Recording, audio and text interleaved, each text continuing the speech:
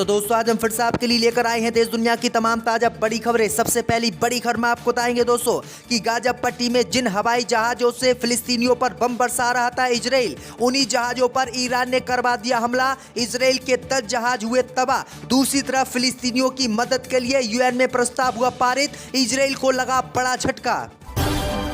लोकसभा चुनाव से पहले ही उत्तर प्रदेश में बीजेपी के 2 विधायकों की सदस्यता हुई रद्द। यूपी में खाली हुई 2 विधानसभा की सीटें फिर से होगी चुनाव। गाजा पट्टी में जंग के बीच ईरान ने मिसाइलें दिखाकर इजराइल अमेरिका के उड़ाए होश। हाइपरसोनिक मिसाइल के बाद ईरान ने बनाई एआई से लैस मिसाइलें, इजराइल को बड़ा झटका। गाजा पट्टी में इजराइल की सेना से जंग लड़े हमास के लड़ाकों को बदनाम करने के लिए इजराइल के डॉक्टरों ने लगाए गंभीर आरोप। कहा हमास की कैसे रिहा हुई। 30 महिला बंधकों के साथ हमास के लड़ाकों ने किया रेप। अमेरिका के कैलिफोर्निया में हिंदू मंदिर को खालिस्तानियों ने तोड़ा। भारत के विरोध में लिखे नारे, मोदी सरकार को झटका।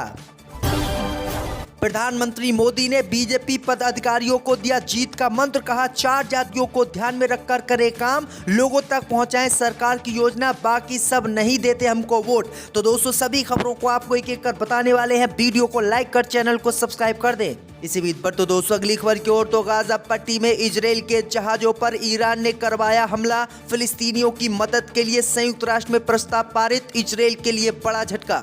जी दोस्तों आपको बता दें कि इजराइल हमास को खत्म करने के लिए गाजा पट्टी पर बमबारी कर रहा है, लेकिन इस बमबारी में उसको कुछ भी हासिल नहीं हो रहा है और उसका करोड़ों रुपए का नुकसान हो रहा है। अब खबर सामने निकल कर आई दोस्तों कि इसी बमबारी को लेकर अब इजराइल बुरी तरीके से दुनिया में फंस गया है। खबर सामने आ रही दोस्तों कि इजराइल पर आरोप लगा है कि उसने शुक्रवार को सेंट्रल गाजा के शरणार्थी कैंप पर हमला किया, जिसमें 18 फिलिस्तीनियों की मौत हो गई। इनकी मौत से पूरी दुनिया इजराइल पर भड़क गई और इजराइल पर कार्रवाई करने का ऐलान कर दिया। वहीं आपको बता दें कि संयुक्त राष्ट्र ने भी गाजा में बिगड़ते हालातों को देखते हुए मानवीय मदद के लिए एक प्रस्ताव पारित किया है, जिसके जरिए लोगों तक राहत सामग्री पहुंचाई जा सके। वहीं आपको बता दें कि गाजा में खराब होते हालात और अंतर्राष्ट्रीय दबाव के बीच इजराइल ने घुटने टेक दिए। इजराइल ने कहा कि वह गाजा में युद्ध तो जारी रखेगा, लेकिन हमास के ऊपर हमला नहीं करेगा और अपने बंधकों को छुड़ाने की कोशिश करेगा। तो ये बड़ी अपडेट आ रही है। दूसरी तरफ इजराइल के जो भी जहाज गाजा पट्टी पर बम बरसा रहे हैं, उन जहाजों पर हमला ईरान करवा रहा है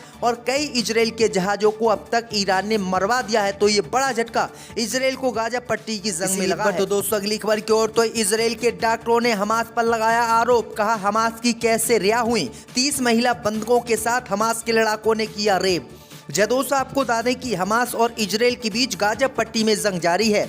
इस दौरान हमास ने साफ कर दिया है कि जब तक ये जंग रुक नहीं जाती तब तक बंधकों की रिहाई मुमकिन नहीं है। इजरायली सेना भी हमास को तबाह करने में लगी हुई है, लेकिन उसके हाथ कुछ नहीं आ रहा है। इस दौरान इजराइल की सरकार और इजराइल के डॉक्टरों ने हमास के लड़ाकों पर गंभीर आरोप लगाए हैं। दरअसल आपको बता दें कि इजराइल के डॉक्टरों ने दावा किया है कि गाजा पट्टी में हमास की कैसे जो 30 महिला बंधक रिहा हुई हैं, उन सभी का हमास के लड़ाकों ने रेप किया है। डॉक्टरों ने डॉक्टरी रिपोर्ट में इसका दावा किया है। वहीं आपको बता दें कि जो महिलाएं हैं इनकी पहले से शादी हो चुकी थी और जो कुछ लड़कियां थीं वो पहले से ही अपने बॉयफ्रेंड के साथ संबंधों में थी, यानी उनका बलात्कार पहले ही उनके बॉयफ्रेंडों ने किया, ना कि हमास के लड़ाकों ने। और इजराइल ने हमास को बदनाम करने के लिए ये नई चाल चली है और पूरी दुनिया में हमास को रेपिस्ट इजराइल के डॉक्टर बता रहे हैं। इसी बीच पर तो दोस्तों अगली खबर की ओर। तो 2024 के चुनाव से पहले बीजेपी को उत्तर प्रदेश में झटका। बीजेपी विधायकों की सदस्यता हुई रद्द। यूपी में खाली हुई 2 विधानसभा की सीटें। दोस्तों आपको बता दें कि लोकसभा चुनाव से पहले उत्तर प्रदेश में योगी आदित्यनाथ और बीजेपी को बड़ा झटका लगा है। दरअसल आपको बता दें कि उत्तर प्रदेश में 2 बीजेपी के विधायकों को जेल होने के बाद उनकी विधानसभा की सदस्यता आज कोर्ट ने रद्द कर दी है। खबर सामने निकल कर आई दोस्तों की सदस्यता रद्द होने के बाद यूपी में 2 विधानसभा की सीटें खाली हो गई हैं और इन सीटों पर फिर से चुनाव होने वाला है।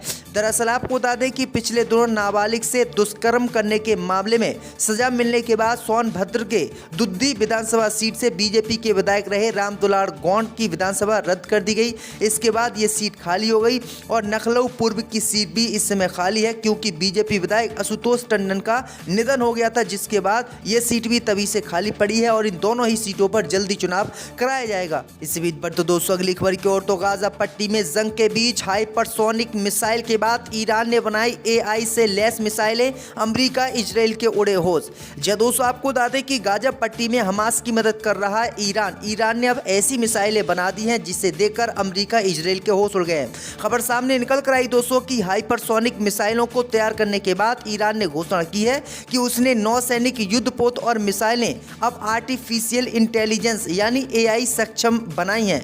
पिछले महीने ईरान के सुप्रीम लीडर अयतुल्ला खामनोई ने हाइपरसोनिक मिसाइल को लॉन्च किया था। अब इसके बाद ईरान ने AI से लैस मिसाइलें बनाई हैं, यानी इन मिसाइलों को चलाने में रोबोट का इस्तेमाल होगा, ना कि व्यक्तियों का। वहीं आपको बता दें कि ईरान की AI मिसाइलों को देखकर अमेरिका इजराइल के होश उड़ गए हैं, क्योंकि AI मिसाइलें कभी भी इजराइल में घुसकर हमला कर सकती हैं, जो इजराइल के लिए बड़ा झटका माना जा रहा है। इसी बीच पर तो दोस्तों अगली खबर की ओर, तो अमेरिका के कैलिफोर्निया में हिंदू मंदिर पर फिर से हुआ हमला, दीवार पर लिखे गए भारत विरोधी नारे। जब दोस्तों आपको बता दें कि अमेरिका के कैलिफोर्निया में हिंदुओं के मंदिर पर फिर से हमला हुआ है।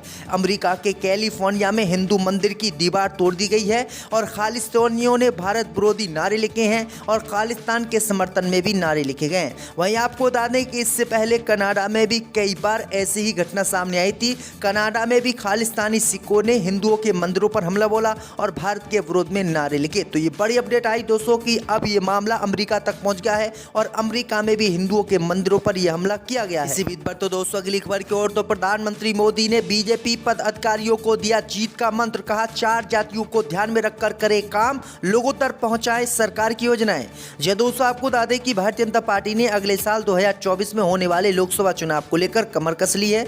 इसी कड़ी में भाजपा केंद्रीय कार्यालय विस्तार नई दिल्ली में शुक्रवार को पार्टी की 2 दिवसीय बैठक हुई थी। इस बैठक में प्रधानमंत्री मोदी शामिल हुए और उन्होंने कार्यकर्ताओं को संबोधित करते हुए जीत का मंत्र दिया। खबर सामने निकल कर आई दोस्तों कि प्रधानमंत्री मोदी ने बीजेपी के पदाधिकारियों को बताया है कि 4 जातियों को ध्यान में रखकर आप काम करें और इन 4 जातियों को ही सबसे ज्यादा लाभ पहुंचाएं और यही जातियां हमको जिताएंगी। जबकि भारत में 200 सैकड़ों की संख्या में जाति हैं, लेकिन प्रधानमंत्री मोदी ने सिर्फ 4 जातियों को ही अच्छा बताया है और 4 जातियों के लिए काम करने की बात कही है। तो ये बड़ी अपडेट आई दोस्तों कि प्रधानमंत्री मोदी ने खुलेआम भारत में भेदभाव शुरू किया है। इसी बीच पर तो दोस्तों अगली खबर की ओर, तो फ्रांस में भारतीय यात्रियों को ले जा रहे विमान को रोका गया। जब दोस्तों आपको बता दें कि फ्रांस ने निकारागुआ जा रहे एक विमान को रोक दिया है। इस विमान में 303 यात्री सवार थे, जिसमें अधिकतर भारतीय हैं। संदेह है कि इस विमान का इस्तेमाल मानव तस्करी के लिए किया जा रहा था, जिस वजह से इसे रोक दिया गया है। वहीं आपको बता दें कि रोमानियाई चार्टर कंपनी का ये विमान गुरुवार को दुबई से रवाना हुआ था। पुलिस के हस्तक्षेप के बाद इसे तकनीकी स्टाफ और की वजह से फ्रांस के बैटरी एयरपोर्ट पर उतारा गया है। वो भी मालिक है उसमें। हमने इस देश में हमारे आदमियों ने, यानी मोगलों ने, तुर्कों ने, इन्होंने सब ने ये लगभग 800 साल हुक्मरानी की इस मुल्क में, लेकिन कोई बलवा फसाद नहीं हुआ, कोई नाइंसाफ़ी नहीं की गई। इंसाफ किया उन्होंने। वहाँ जहांगीर का उनका इंसाफ मशहूर है सब।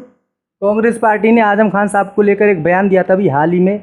उन्होंने कहा था कि अगर आजम खान की पत्नी तंजीम फातिमा जी कांग्रेस पार्टी को ज्वाइन कर लें तो 1 महीने के अंदर अंदर हम जो है आजम खान साहब को जेल से बाहर निकाल देंगे। ये अमरोहा के संजय सिंह है, कांग्रेस पार्टी के नेता। तो इससे जाहिर हो रहा है कि आजम खान के साथ बदले की भावना से काम किया जा रहा है।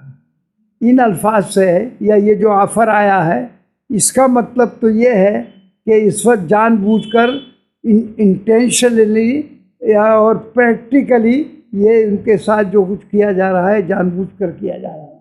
हाँ, आजम खान के लिए अब पार्टी क्या एक्शन लेगी चुनाव से पहले? भाई अखिलेश यादव और सारी पार्टी उनके साथ है। बेल भी मिल गई है उनके बेटे को, अब्दुल्ला आजम खान को, लेकिन अभी तक 3 हफ्ते का समय भी दिया था कोर्ट ने। क्योंकि कोर्ट का मामला है, हम कोर्ट में के मामले में आवाज़ तो उठा सकते हैं, लेकिन फैसला उनके हाथ में है। ये इन्होंने बहुत तरकीब से ये काम किया है कि सारा उनकी सारी यानी मुकदमात और ये कोर्ट के ज़रिए से यानी जुडिशरी में कर दिए। अब जुडिशरी फैसला करेगी, तो इसलिए वो इस तरकीब से अपने आप को बचाए रखना चाहते हैं और उनको छोड़ना भी नहीं चाहते। समाजवादी पार्टी को उम्मीद है कि चुनाव से पहले आजम खान साहब जेल से बाहर आ जाएंगे? हम तो ये उम्मीद करते हैं क्या, और हमारी कोशिश भी यही है कि वो जेल से भी क्या अभी बाहर आ जाए।